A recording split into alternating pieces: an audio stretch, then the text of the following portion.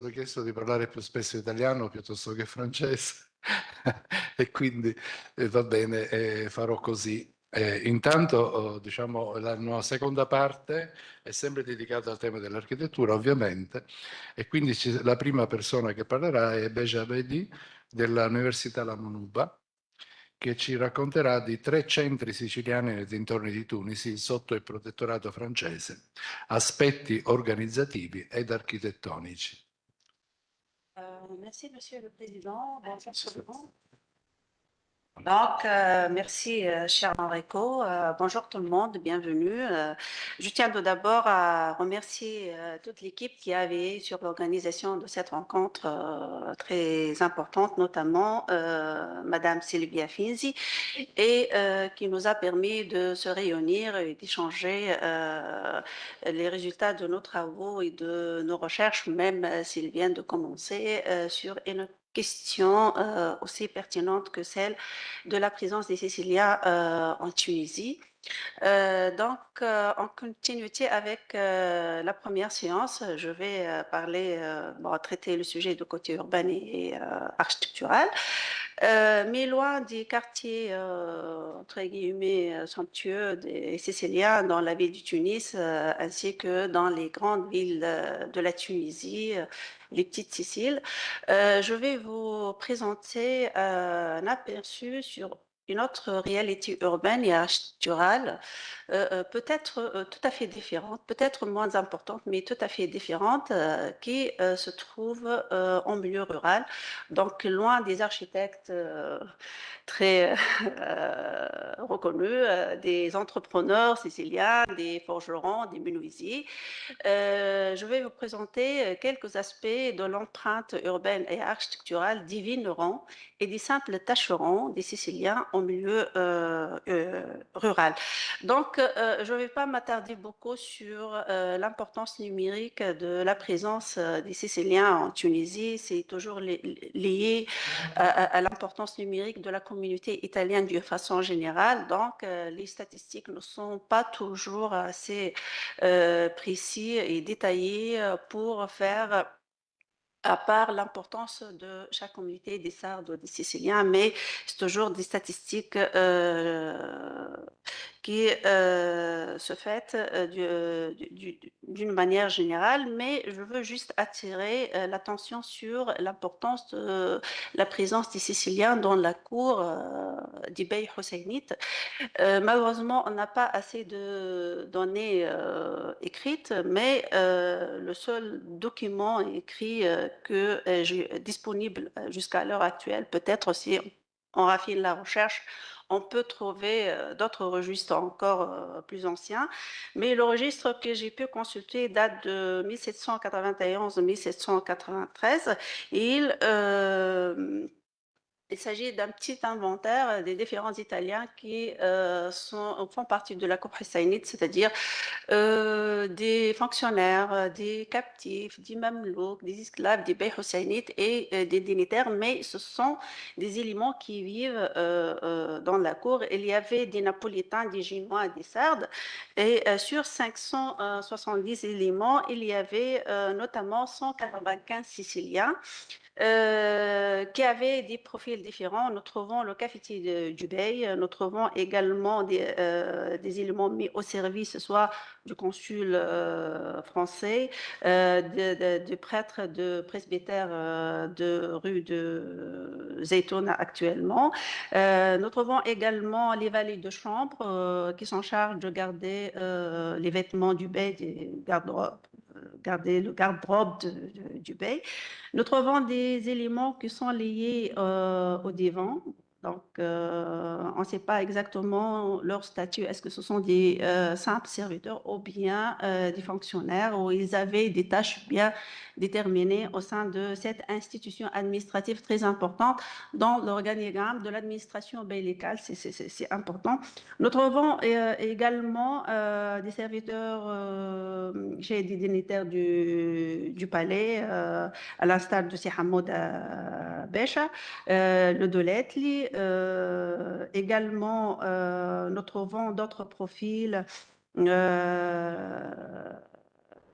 de ceux qui profitent des services du Sicilien. Nous trouvons également d'autres limons avec leur famille, donc à l'instar de Paolo et sa famille qui se trouvaient dans le quartier de Hafsia, mais ce n'est pas dans le quartier résidentiel, mais dans la maison du Frappe du Monet qui se trouvait dans le quartier à cette époque-là, à l'époque de Hamoud Abesh. Nous trouvons également certains éléments siciliens au service de certaines princesses, à l'instar de la Lamennena, et à côté des Maltais sur des différents chantiers. Donc, c'est une présence documentée très importante. Dans la région de la ville de Tunis, dans la campagne approximative, on a une autre réalité, mais essentiellement concernant l'époque moderne et contemporaine avec l'instauration du protectorat.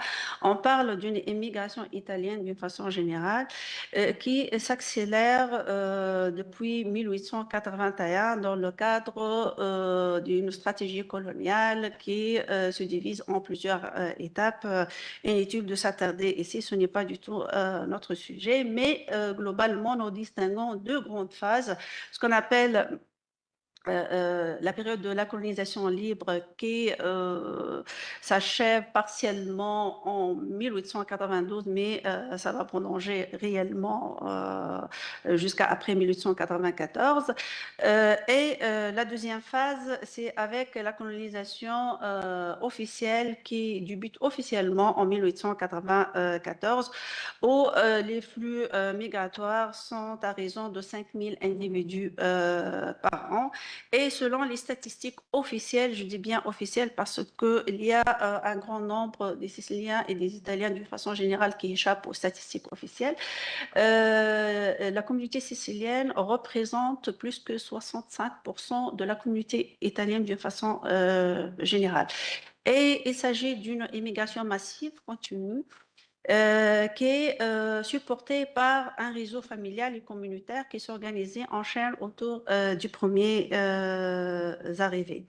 Donc, dans un rapport publié par le service de patronat des immigrés italiens en Tunisie en 1905, on peut observer cette caractéristique. Donc, je cite, l'immigration sicilienne se différencie de la sarde surtout pour être une immigration de familles entières et non d'individus, et par conséquent seulement en petite partie peut être considérée temporaire. Ces immigrés arrivent avec une intention d'installation définitive. Donc le pourcentage de retour est vraiment très minime. Et en 1911, la moyenne du séjour est de 55,79% de la population italienne de la Régence dépasse les 10 ans.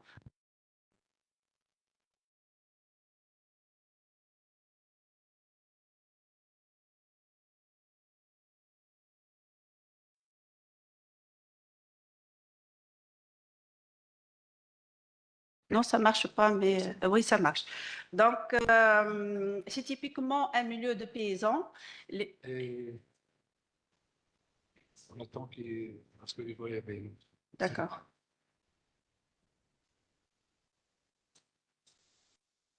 Coupure d'électricité. Coupure d'électricité. C'est ça.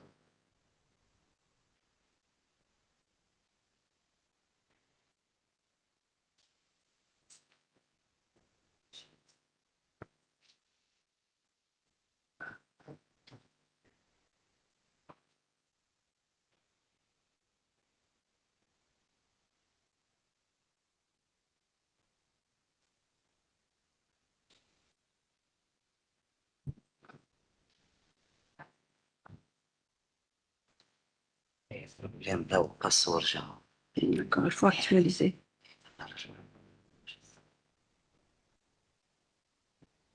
يبليك تشتوري D'accord. وأنا Donc, vu que les 9 dixièmes de ces masses, de la totalité des immigrants qui sont venus durant cette période étaient vraiment des paysans. Et cette augmentation, cette importance numérique est attribuée à l'engagement des vignerons siciliens dans les grandes exploitations des colons français et le développement d'un salariat pour défricher les terres consacrées à la plantation des vignes. Donc, c'est ainsi que cette migration de main-d'œuvre se transforme en migration de peuplement en sans réelle volonté de la part des autorités coloniales françaises. Et cela va être à la base d'une transformation radicale du paysage urbain et architectural de la périphérie de la ville du Tunis. Donc, pour ce qui est de la répartition géographique de ces paysans, et ils ont le choix de sites d'implantation n'était pas banal. Comme je viens de le mentionner, ça a été organisé autour des chaînes de premiers arrivés. Donc, le choix est presque décidé à l'avance selon l'appartenance du nouveau arrivé à une famille ou à une communauté bien déterminée. Donc, et dans les limites des données, qui ne sont pas assez abondantes concernant ces paysans, ces tâcherons, qui pour la plupart étaient des ouvriers, au début des ouvriers saisonniers qui échappent aux statistiques officielles. Donc, on peut repérer quelques critères qui ont été derrière le choix d'implantation, à savoir la proximité des principaux centres d'emploi, donc automatiquement près des grandes fermes agricoles.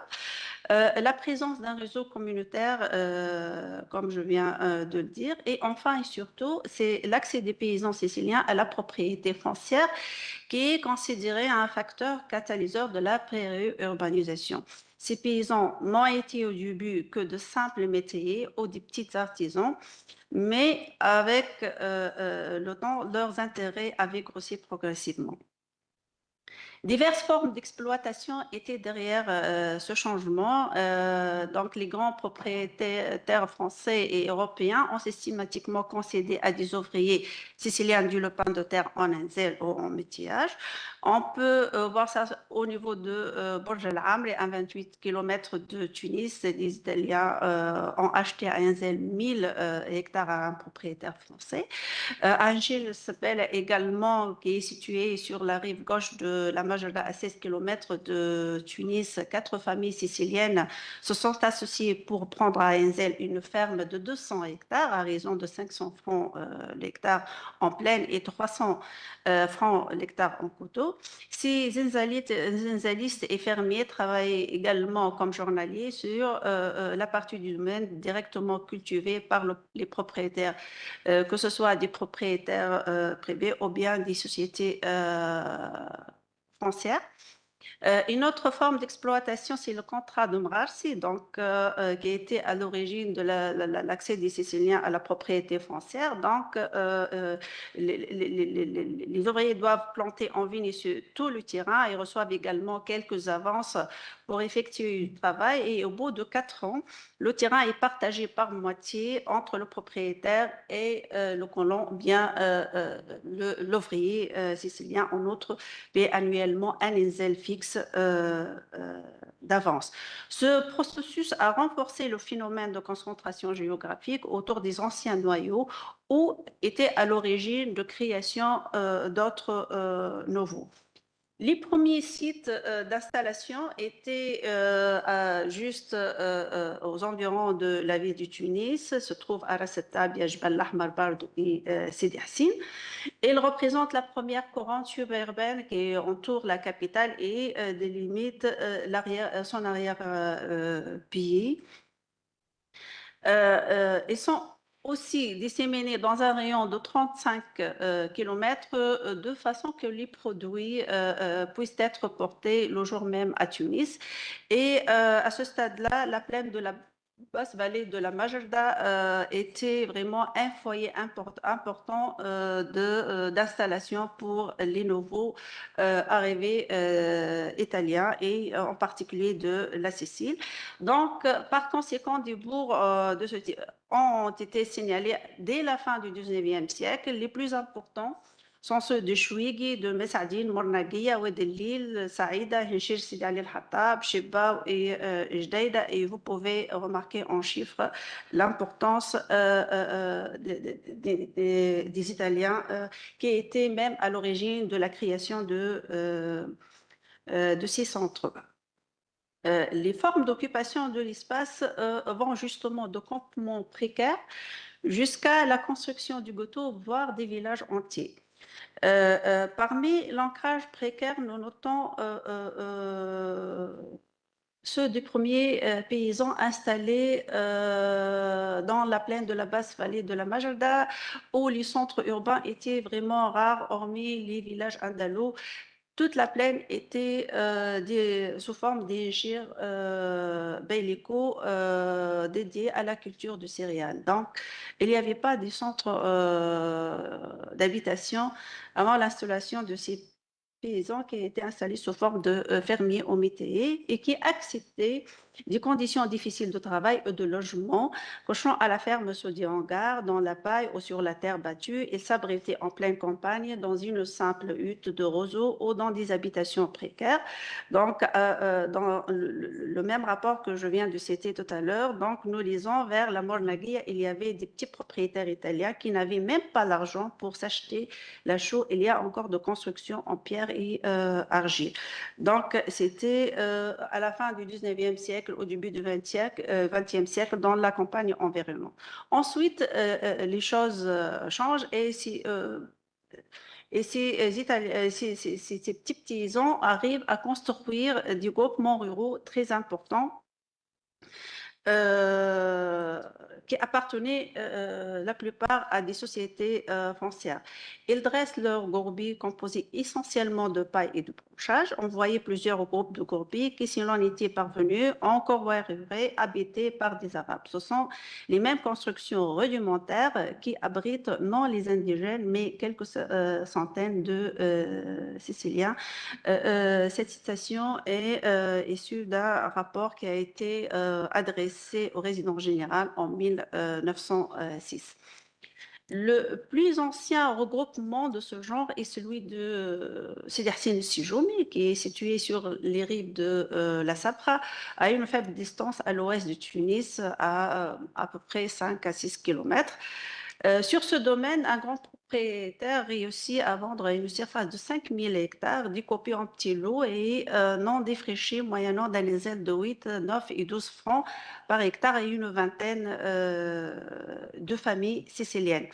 Le maillage, comme vous pouvez le remarquer, s'organise de façon désordonnée au rythme des besoins et croît sans aucune planification préalable. Les installations ne font pas l'objet d'un plan cohérent et se limitent au nécessaire.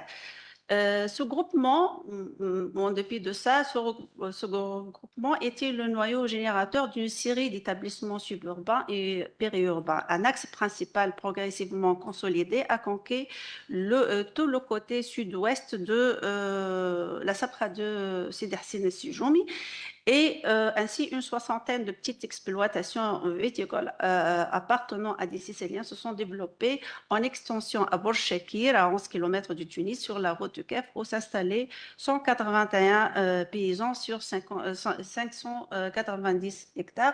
Et à côté de Bourg-Chekir, nous trouvons à côté de Bourg-Chakir, nous trouvons également le quartier de Joyara qui est d'une importance équivalente. Encore vers le sud, nous trouvons Hinchir Bonouara, Hinchir Birin, propriété de Matteo Vincenzo, si la prononciation est correcte, qui s'étend sur 770 hectares à 15 km également du Tunis, sur les coteaux de domaine de Bir al-Qasr al-Mghira, propriété de Dominique Bergoso, qui s'étend sur 2000 hectares, sur laquelle s'installent 130 Siciliens. Ils ont réussi à construire des petites habitations. Et malgré le caractère improvisé et instable de ces installations et leur architecture éphémère susceptible d'être modifiée en fonction des nécessités, ces premières structures marquent le début d'un long parcours qui a abouti à la transformation de tout l'espace périurbain. Ce sont des prises de photos de quelques fermes des habitations des Siciliens qui ont été construites à Mrira et à Sidi Yassine Sijoumi et depuis 1964 sont confiées à des propriétaires tunisiens. Et comme vous pouvez le remarquer, les oliviers ont bien remplacé les vignes qui étaient plantées avant 1964. Une autre forme d'occupation, ce sont les centres coloniaux. Donc, on passe de la spontanéité de l'ancrage à la fixation des vignerons siciliens. Donc, les autorités coloniales qui ont pris conscience de l'importance numérique de cette communauté, elle a pris l'initiative de canaliser et d'ordonner l'installation de ces paysans. Donc, ils étaient encore une fois à la création du centre et précisément la particularité de la colonisation sicilienne. La région ouest du Tunis sera le théâtre de cette nouvelle transformation et était plus attractive et plusieurs exemples illustrent cette importance. Et le phénomène de morcellement croît et augmente au profit des petits colons siciliens. Et ça a été même discuté au Parlement en 1901. Le député Morono disait « La terre est en train de passer tout entière entre les mains des Siciliens. De toutes petites exploitations, de toutes petites fermes blanchies à la chaux, très bien entretenues, entrer dans ces petites maisons, interroger les gens qui s'y trouvent, ce sont des Italiens et des Siciliens. » Donc, en 1905 également, dans un rapport ordonné adressé plutôt aux résidents Pichon et élaboré par Émile Violard, nous constatons l'importance de l'emprise de la petite propriété rurale sicilienne. Je cite, « Il s'y produit cependant ces dernières années un accroissement notable des petits propriétaires ruraux originaires de Sicile. » Des verts lotissements ont été opérés en leur faveur. Donc, desquels se distinguent celui de Hinchir Ouedelil, Hinchir Saïda et celui de Borj al-Amri. Hinchir Ouedelil était à l'origine une propriété bellicale qui a été achetée par une société foncière. Il se situe à 12 km de la ville de Tunis, c'est bien la distance, c'est une distance vraiment qui atteste la proximité de ce Hinchir, c'est-à-dire au marché de consommation qui est la ville de Tunis. Cette position capitale à l'intersection des routes principales également, en outre un avantage certain, celui d'une immense plaine fertile et irriguée par de nombreux cours d'eau, était un facteur très attractif qui a encouragé l'installation de ces paysans. Au moment de son acquisition par la Société foncière d'Algérie, le Hinchir comptait de noyaux d'ouvriers qui étaient recrutés individuellement et dans des périodes très éloignées. Donc, en 1904, la société a projeté l'allotissement d'une petite parcelle à la limite sud du domaine, sur la route du Tunis-Matar, sur l'emplacement de l'ancien campement qui a été installé spontanément par les premiers ouvriers.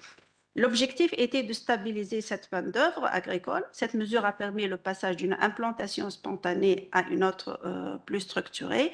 Et le résultat, c'était 78 lots urbains dont la surface varie de 500 mètres carrés jusqu'à 900 mètres carrés, qui est sans précédent. Avant, c'était vraiment des tout petits lopins de terre, donc avec 53 lots agricoles.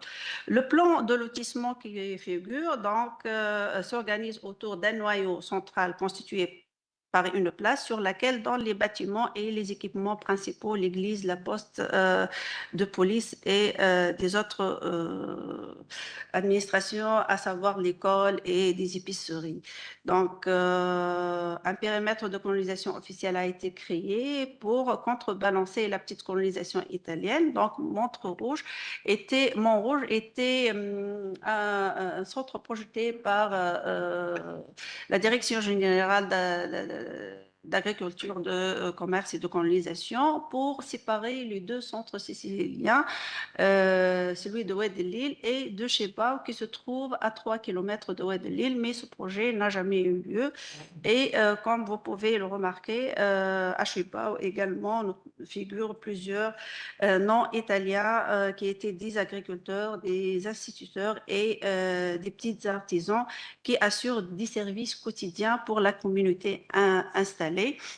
Si l'église, bon, ce sont quelques traces qui sont encore visibles de ce lotissement. L'église, qui est un peu défigurée, les épiceries, quelques boutiques, la place centrale du lotissement et c'était une prise de photos de ce qui reste de la façade de la poste de gendarmerie qui a laissé la place à la poste de police actuelle, donc qui a été en cours de construction et c'est visible sur la route principale qui relie Tunis à Tobrba. Les habitations étaient vraiment des habitations simples où la fonctionnalité prime. Donc, généralement, ce sont des petites habitations de 2 chambres et parfois d'une seule chambre avec une petite cuisine et un petit espace de service. Il n'y a que quelques exemples qui persistent encore, mais les autres ont été démolis et ont été remplacés par des nouvelles habitations. Et chaque maison est bâtie en maçonnerie et couverte par une toiture inclinée ornée par des tuiles. La façade principale sur la rue donne directement sur la rue symétrique et généralement percée par 2 fenêtres. Sur un total de 78 il y a une dizaine d'habitations qui existent encore sur le lotissement de Oued el-Lil. Ce lotissement compte parmi les premiers établissements coloniaux dans cette région et il est considéré comme le premier ensemble urbain conséquent construit dans la zone et comme la deuxième forme de ségrégation spatiale après celle de Saïd qui est située à 6 km de Oued el-Lil sur la même route. Ce sont quelques prises de vue de la région de Saïd qui est toujours une zone agricole.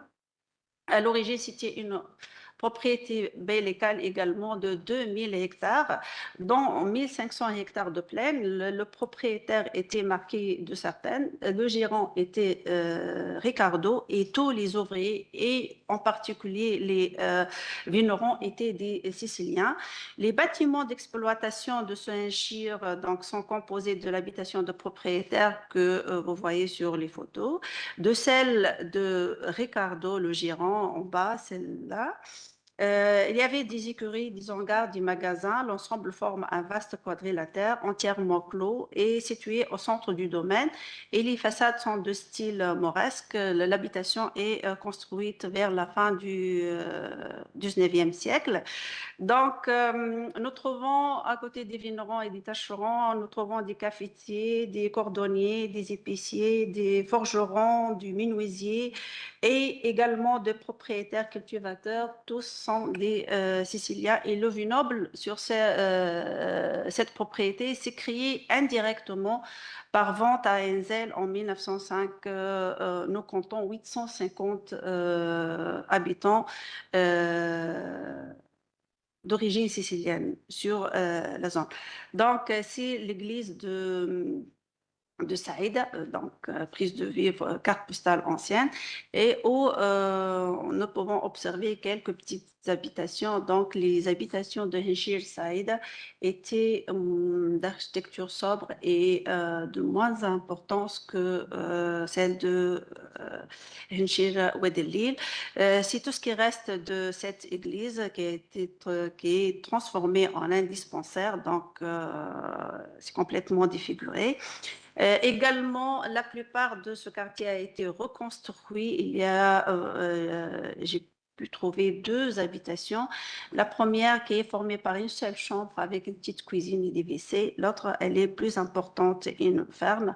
J'ai pas pu avoir l'autorisation pour y accéder, donc c'est une prise de vue de l'extérieur. Mais ça se voit bien qu'il s'agit d'une habitation d'un propriétaire agriculteur et non pas d'un simple ouvrier. Le dernier exemple, c'est celui de Burj Al Amri, qui était à l'origine d'un nouveau maillage territorial. Ce projet a été créé pour également séparer les deux centres siciliens, celui de l'Alaouine et de Messaadine. Donc, c'est un projet, centre de colonisation qui a été officiellement planifié par la direction d'agriculture. Mais en vérifiant les titres de propriété, 70% des lots ont été achetés par des Siciliens naturalisés. Donc, de nouveau, ce sont les Siciliens qui vont peupler ce village. Euh, Au départ, il y avait beaucoup, au moment de l'acquisition de ce NGL par la société, il y avait beaucoup des ouvriers qui se sont installés spontanément, qui ont utilisé du vieux construction précoloniale parce que le NGL, dans le NGL, il y avait un palais avec toutes ces annexes donc, qui ont été utilisées. Et puis, le lotissement a été projeté, comme je viens de le dire, par la direction générale. Et 60 lots agricoles qui vont de 10 à 150 hectares avec 200 lots urbains qui vont de 200, entre 100 et 200 mètres carrés. C'est moins important, les surfaces sont moins importantes que celles du lot de Chir et de Lille. Dès sa création, le village ferait très vite de l'expansion, puisque c'était planifié directement par la direction d'agriculture et les aménagements d'infrastructures étaient assurés par la direction des travaux publics. Mais du moment que les propriétaires étaient des Siciliens, donc de nouveau, l'architecture simple, sobre s'impose à ce lotissement officiellement planifié par les autorités coloniales et toutes ces habitations étaient équipées de l'électricité et de l'eau courante, ce qui était à l'époque n'était pas vraiment banal et à l'opportunité de tout le monde.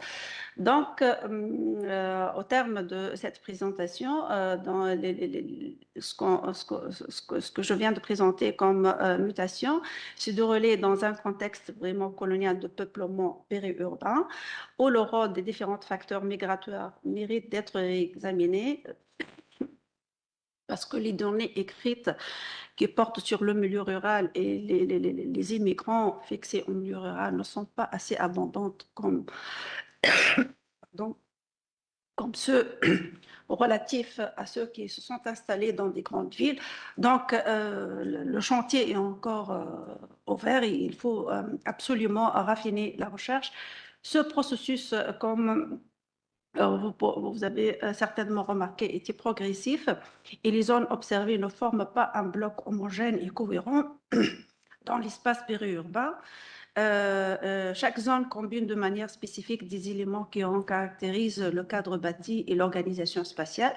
De façon commune, toutefois, ces zones s'inscrivent, par leurs caractéristiques résidentielles dans un espace associé à la périphérie immédiate de Tunis ou aux proches banlieues ainsi qu'à la campagne approximative. Les Siciliens ont laissé une empreinte urbaine et architecturale encore visible, en particulier en milieu rural, et qui laisse lancer des perspectives de réflexion sur la réhabilitation, le sauvegarde et la valorisation de ce patrimoine urbain et architectural. Merci.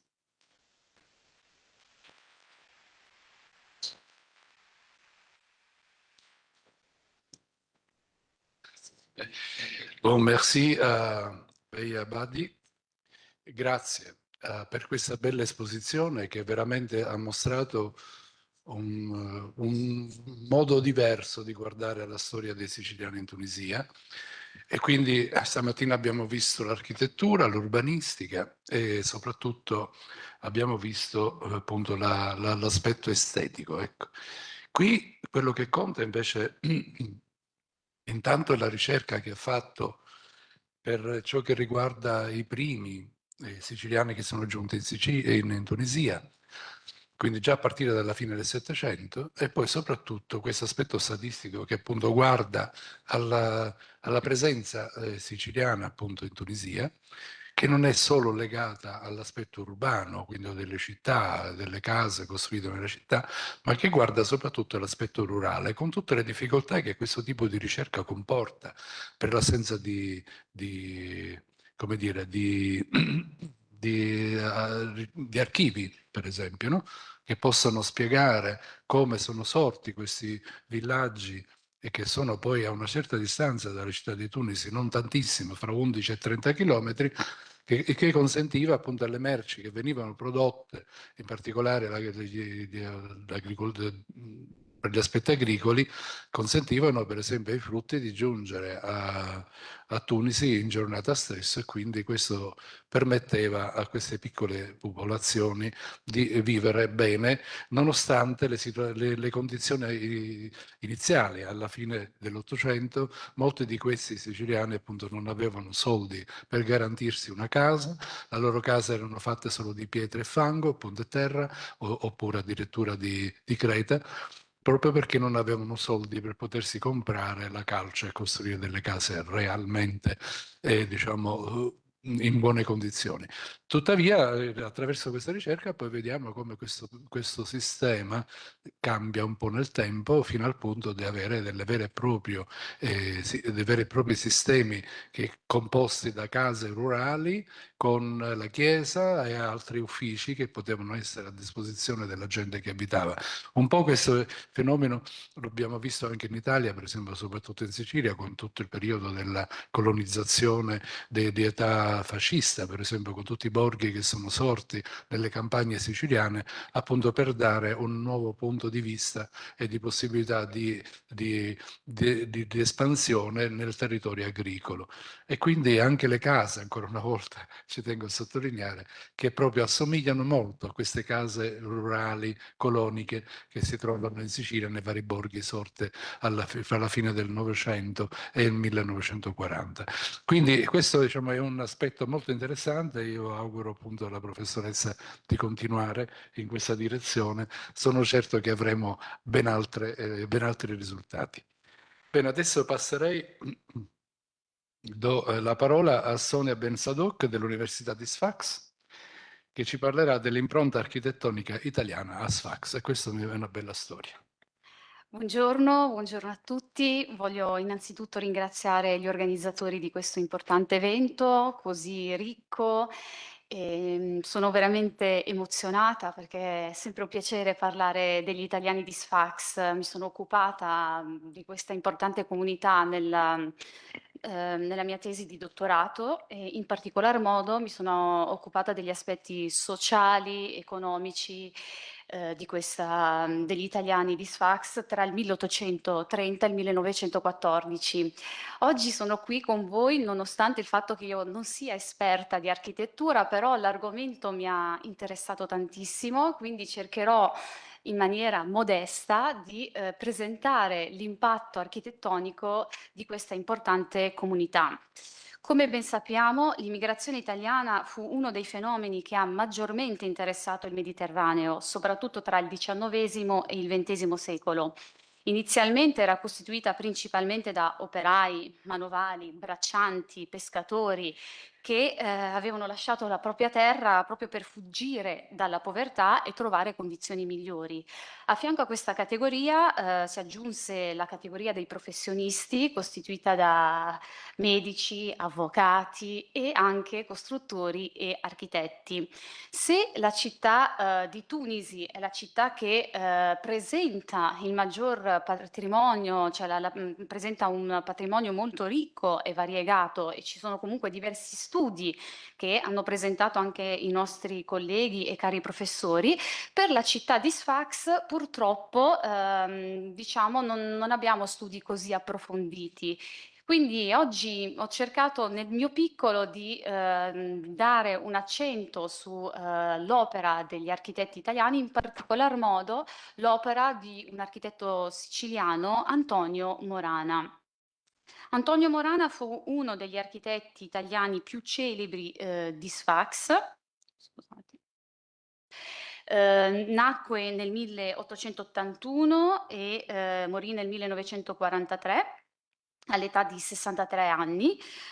Secondo i diversi permessi edilizi, la sua carriera iniziò proprio nel 1924 e durante la sua carriera collaborò parecchio con il collega Romeo Checca.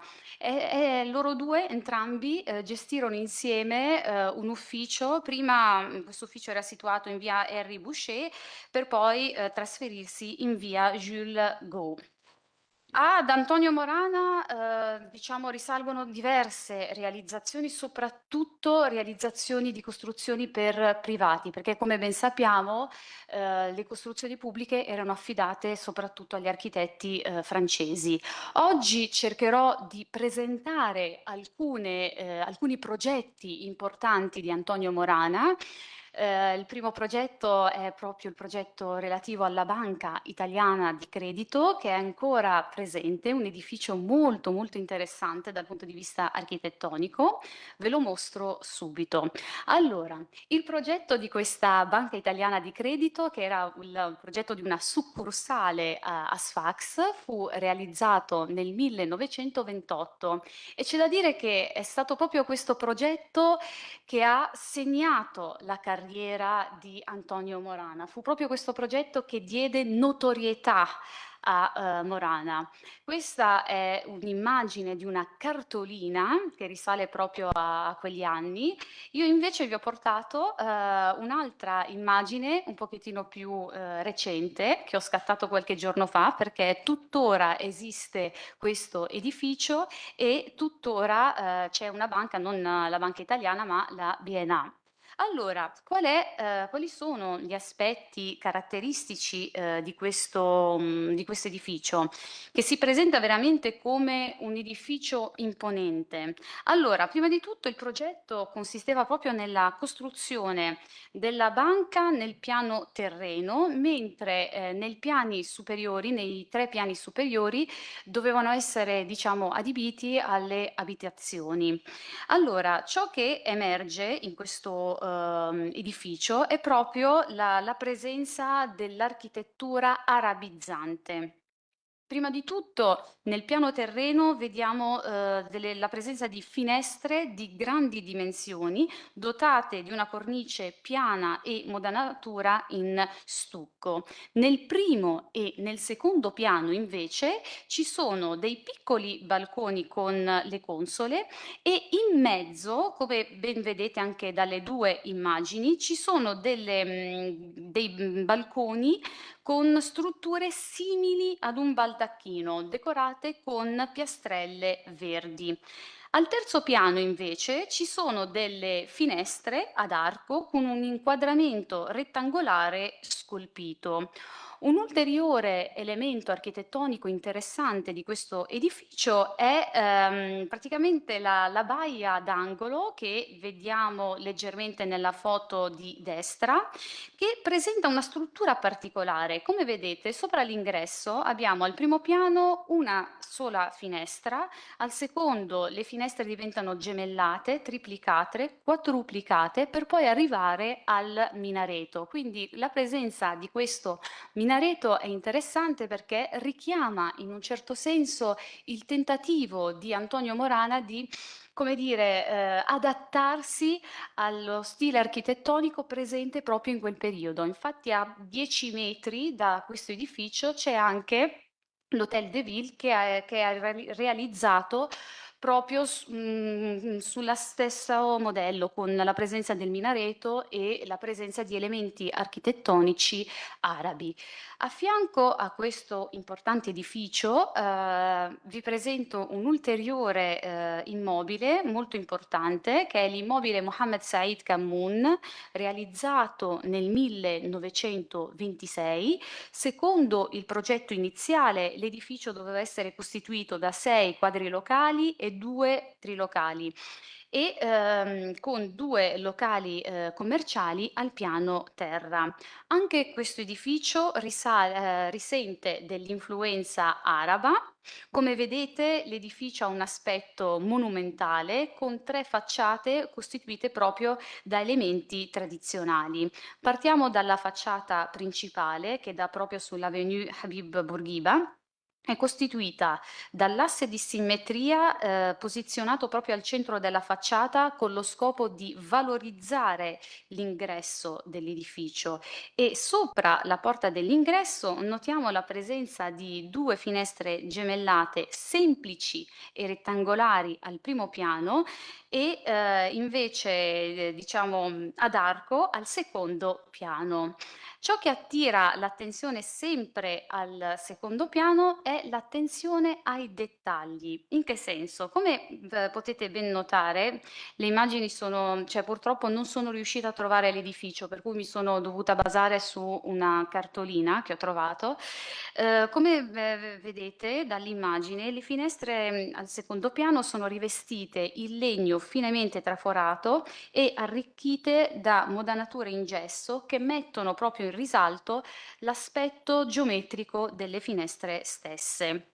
Al piano terra invece ci sono diversi ingressi per i locali commerciali. Il tutto, l'edificio, troviamo proprio in alto, notiamo la presenza di baluastre che rispecchiano la disposizione delle finestre. Le facciate laterali di questo edificio sono identiche alla facciata principale. Oltre alla presenza dell'elemento architettonico arabizzante, ciò che caratterizza questo edificio è la presenza di elementi dell'Art Nouveau e che noi possiamo vedere proprio nel rivestimento interno delle mura. Vediamo subito che le piastrelle del muro interno, proprio vicino all'ingresso, è costituito da motivi floreali di iris e di alcune piante che proprio richiamano l'Art Nouveau. Quindi vediamo già in questo immobile la capacità, l'abilità di Morana di fondere stili architettonici e decorativi diversi tra di loro. Oltre a questo edificio ho scelto per voi un altro edificio, un altro progetto importante. Scusate. Eccoci qua. Perché ho scelto l'immobile Mohammed Ammar? L'immobile Mohammed Ammar si discosta dagli altri 2 immobili perché si contraddistingue per l'uso dello stile eclettico. E dove notiamo questo stile? Allora, prima di tutto vediamo subito che è una costruzione costituita da un piano terra e da 2 piani superiori, ciascun piano costituito da 5 appartamenti mentre il piano terra adibito a locali ad uso commerciale. Le decorazioni della facciata esterna fanno riferimento, come vi ho già detto, allo stile eclettico. L'immobile si contraddistingue per il suo imponente e articolato prospetto che occupa tutto lo spazio disponibile. La facciata principale è costituita da campate di apertura che sono disposte a intervalli regolari da una parte e dall'altra rispetto all'asse di simmetria e il piano terra presentava originariamente una porta d'ingresso sormontata da una cornice a frontone triangolare che richiama proprio l'architettura neoclassica. Naturalmente questo edificio ha subito dei lavori e quindi questo aspetto non possiamo notarlo in questa immagine perché è un'immagine che ho scattato qualche giorno fa. Nei piani superiori l'attenzione è spostata proprio sui balconi, abbastanza sporgenti, decorati con cornici a graffette e ringhiere in ferro battuto. Quindi vediamo subito qui la transizione tra la facciata principale e le 2 facciate laterali che è assicurata da una spaccata d'angolo con i balconi nei piani superiori e da un angolo ottuso composto da 3 campate di cui il piano terra è occupato dalle porte delle attività commerciali e i 2 piani invece da logge circolari in ferro battuto che coprono per intero al primo piano l'ampiezza delle 3 campate. Quindi questo comunque è un esempio di un edificio totalmente diverso rispetto ai primi 2 edifici. Ma non finisce qua, perché andiamo avanti con gli anni e vi presento l'ultimo edificio che è l'immobile David Shemla, è un immobile che è stato progettato nel 1934, è stato realizzato in collaborazione con il collega Romeo Checca ed è proprio l'esempio di un'opera all'avanguardia per modernismo. È un immobile che si sviluppa su 2 piani e presenta una diversità di abitazioni. Allora, cosa ha di particolare questo immobile? Allora, in questo immobile i 2 architetti hanno cercato di realizzare delle facciate dove si equilibrano le linee orizzontali delle cornici e del balcone con quelle verticali delle campate della baia. Lo stile Art Déco è presente in alcuni aspetti, qui possiamo notarlo per esempio dalla volumetria che descrive quasi una sorta di cubo, il disegno dei balconi d'angolo e l'uso della ferroneria. L'interesse risiede anche in alcuni elementi interni. Anche qui vediamo la presenza, notiamo proprio, come vedete, rivestimenti interni con decorazioni particolari. Questo era solo per darvi un'idea comunque della presenza del patrimonio italiano a Sfax, un patrimonio che è quasi dimenticato, sconosciuto. Potrebbe essere comunque uno spunto per dar via a ricerche soprattutto più approfondite e del campo. Antonio Morana cioè, fu talmente importante, cioè la sua opera fu così importante che fu chiamato in diverse occasioni a far parte di commissioni di esperti a Sfax, fu nominato in diverse occasioni, tra queste possiamo citare un'occasione in cui fu proprio nominato insieme al collega Romeo Checca e René Matitré dalla Camera di Commercio ed Agricoltura del Sud a ispezionare lo stato di alcune abitazioni a Sfax. Ad Antonio Morana risale una lista molto ampia di lavori. La lista che vedete qui è solo una parte dei lavori che sono stati realizzati nel quartiere, nella città europea, perché Morana realizzò diversi progetti anche nel quartiere di Piqueville e di Moulainville. Volevo ringraziarvi per l'attenzione.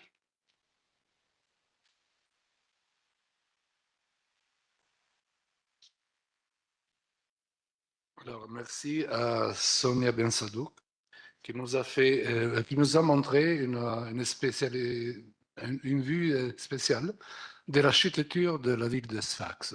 Bien sûr, la ville de Sfax elle est très importante, elle est très belle, et nous avons vraiment beaucoup de choses encore à découvrir. Donc, je pense que ça, ce sera le premier point pour commencer une recherche pour la connaissance de l'architecture de la ville de Sfax. On a vu cette présence italienne à Sfax grâce à cet architecte Morana qui vraiment il a fait des belles choses.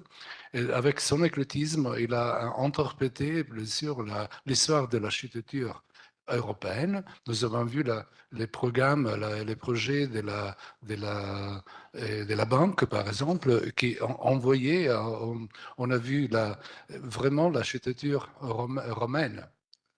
Parce qu'on a une fenêtre au premier étage ronde, puis on a une bifort et puis une triforium. Donc nous voyons ça, nous le trouvons, je ne sais pas, à Venise ou plutôt à Florence, dans les clochers de la période romaine. Et donc, mais ça, il a vu, il a mis ensemble cette espèce d'exposition avec l'art mauresque. Donc la fenêtre, la bifora ou la trifora sont des fenêtres arabes. Et ça, c'est très intéressant. Et on la voit aussi jusqu'au dernier projet que Sonia nous a bien présenté. C'est la maison à l'art déco qui est vraiment reprend peut-être avec une grande capacité l'architecture déco de la ville de Tunis. Et donc, c'est vraiment intéressant de continuer dans cette ligne pour faire attention à l'architecture et pour la mettre comment dire, en évidence, parce que ça peut servir, pas seulement à nous qu'on s'occupe de l'architecture ancienne, mais ça peut servir surtout à la municipalité pour garder les souvenirs et surtout garder l'histoire de ces paysages urbains, pas pour nous, mais pour nos enfants et ceux qui viendront après. Donc, merci. Je vais dire, je donne la parole à Madame Finzi. Merci à vous. Merci aussi de ces traductions pour la partie italienne en français et pour la partie française en italien.